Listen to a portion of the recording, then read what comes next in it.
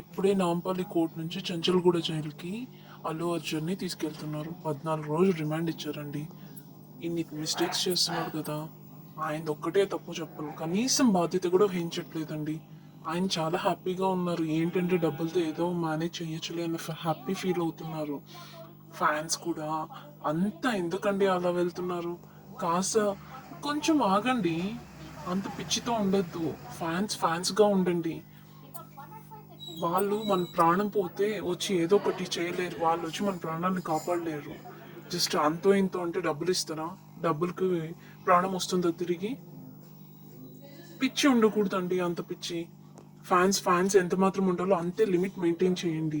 వాళ్ళు ఏం పెద్ద దేవుళ్ళు కాదు, పెద్ద ఏదో స్పెషల్ కాదండి. వాళ్ళు మనలాంటి సామాన్య మనుషులే అండి. వాళ్ళ దగ్గర డబ్బులు ఉన్నాయి, ఫేమ్ ఉంది, అంతవరకే అండి. దానికోసం ప్రాణాలు పోగొట్టుకుని అంటే ఎందుకండి అంత కష్టం?